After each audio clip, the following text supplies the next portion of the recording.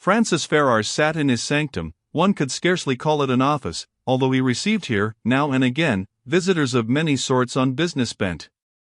For, since his coming to America, 5 years before, to find the heiress of Sir Hilary Massinger, he had read many another riddle, and now, as at first, he worked independently, but with the difference that he now undertook only such cases as especially attracted him by reason of their strangeness, or of the worth, or need, of the client. 2 letters lay before him, and as he pondered, frowning from time to time, he would take up one or the other and reread a passage, and compress his lips and give vent to his thoughts in fragmentary sentences. For he had grown, because of much solitude, to think aloud when his thoughts grew troublesome, voicing the pros and cons of a case, and seeming to find this an aid to clearness of thought. "It's a most baffling thing," he declared, taking up for the 3rd time a letter in the strong upright hand of Dr. Barnes. "I wonder just what the man meant by penning this," and once more he ran his eye over this paragraph which occurred at the end of a long letter. "Mrs. Jameson has not forgotten you. She asks after you now and then, when we meet, and desires to be remembered to you. She is not looking well, and, I fancy, finds Glenville duller than at first. I'll wager she does not think of me any oftener than I of her. And she can't know how ardently I long to stand before her and look into those changeful, blue-green eyes of hers. What strangely handsome eyes they are, and say, ah! How will those eyes look then, I wonder?" Presently he turns the sheet and reads again. "I think you did well to instruct your 2 men here to make use of, and place confidence in Doran. He's a host in himself. And what do you think of the tramp they have traced to the vicinity of that boat on the morning of the murder? He was seen, it appears, by at least 3. Laying down the letter. "If you were here, my dear Barnes, I would tell you frankly, I feel just like being brutally frank with someone, that I have no doubt that the tramp is a link, there seems to be so many of them, and all detached, a link, and that he approached the boat in that tramp disguise, after separating from his confederate at some more distant point. Bah! It looks simple enough. Confederate leaves vehicle, or 2 horses, possibly they could slip off the saddles and hobble them in a thicket, where they would look, to the passer-by, like a pair of grazing animals, or they might have used a wagon, traveling thus like 2 innocent bucolics. Then how plain to me, the assassin goes through the woods, watchfully, like an Indian. The tramp boatman patrols the shore, to signal to the other when the victim appears, or, should the assassin on shore be unable to creep upon his prey, the assassin in the boat may row boldly near, and, at the signal from the other, telling him there is a clear coast, fire upon the victim. If he is sure of his aim, how easy! And if seen by the victim, well, dead men tell no tales."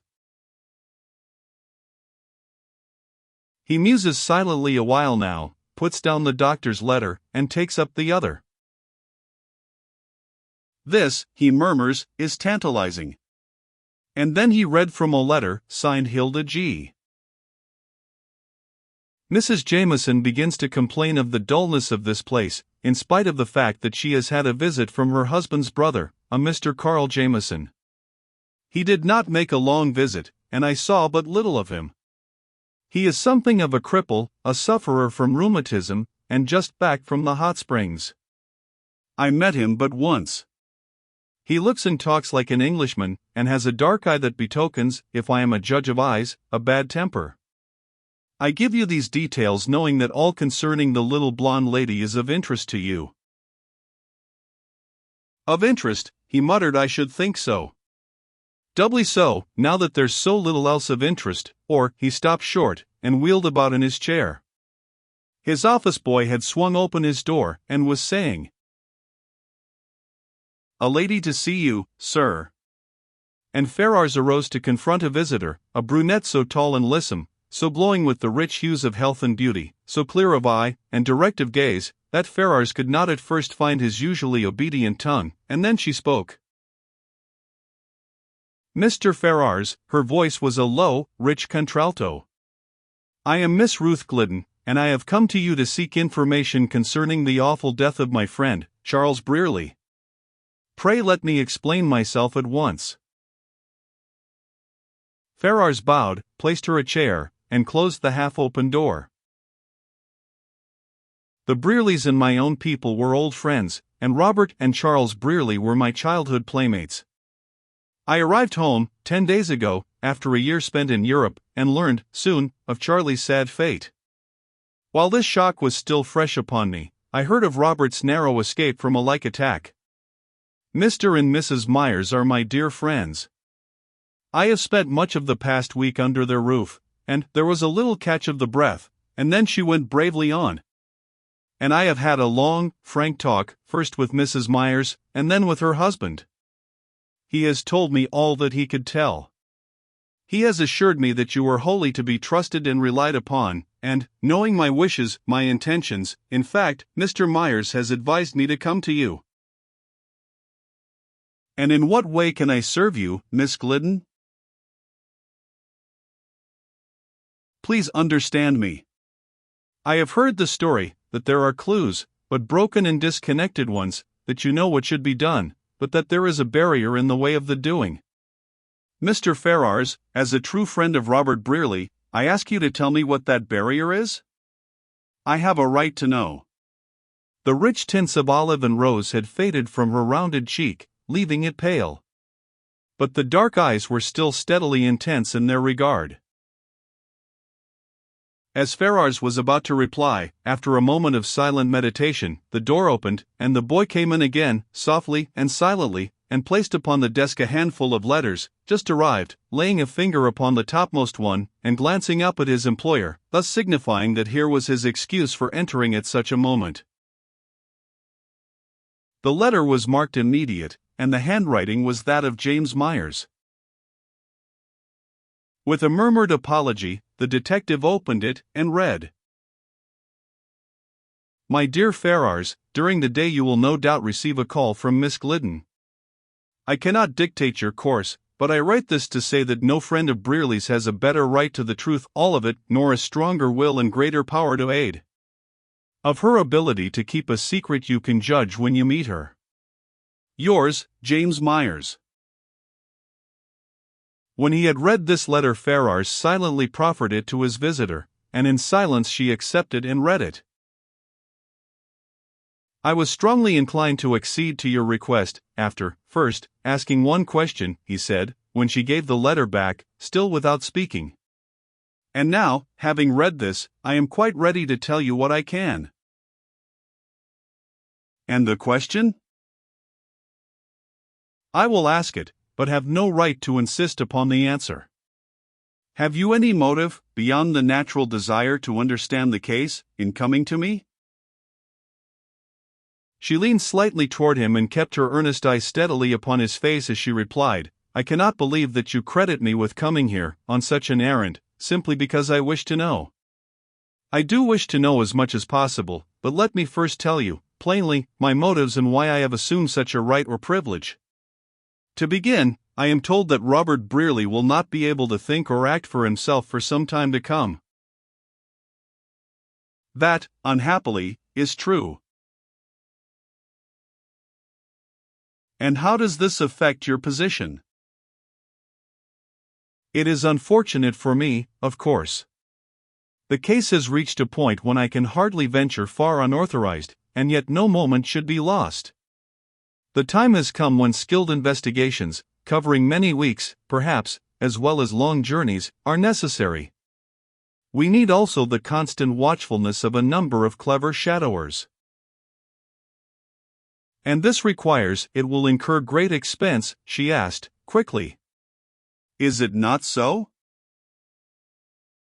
Ferrars bowed gravely. Mr. Ferrars, she began, and there was a sudden subtle change in her voice. I am going to speak to you as a woman seldom speaks to a man, for I trust you, and we must understand each other. 2 years ago, when I was leaving my old home for my aunt's house, having still a half-year of study before me, with the year abroad, already planned, to follow, Robert Brearley came to bid me goodbye, and this is what he said, I remember every word, Ruth, we have been playmates for 10 years, and dear friends for almost 10 years more. Now I am a man, and poor, and you a budding woman, soon to be launched into society, and an heiress. I would be a scoundrel to seek to bind you to any promise now, so I leave you free to see the world and to know your own heart. I have not a fortune, but if labor and effort will bring it about, I hope to be able to offer you a fit home some day, for I love you, and I shall not change. I want you to be happy, Ruth, more than all else, and so I say, go out into the world, dear, and if you find in it a good man whom you love, that is enough. But, remember this, as long as you remain Ruth Glidden, I shall hope to win you when I can do so and still feel myself a man, for I do not fear your wealth, Ruth, only I must first show myself to possess the ability to win my way, on your own level. She paused a moment, and bent her face upon her hand. Then she resumed, almost in a whisper. He would not let me speak. He knew too well that he had always been very dear to me, and he feared to take advantage of my inexperience. I loved and honored him for that, and every day and every hour since that moment I have looked upon myself as his promised wife, and have been supremely happy in the thought. And now, there was a little pause and the sobbing catch of the breath. Have I not the right, Mr. Ferrars, to put out my hand and help in this work? To say what I came here to say? My fortune is ample. It is mine alone. I am of age, and my own mistress. Take me into your confidence, to the utmost, make me your banker, and push on the work. Robert Brearley may be helpless for weeks or months longer. Charlie Brearley was a brother to me. No one has a stronger right to do this thing. Miss Glidden, have you thought or been told that Robert may die? Yes. But I will never believe it.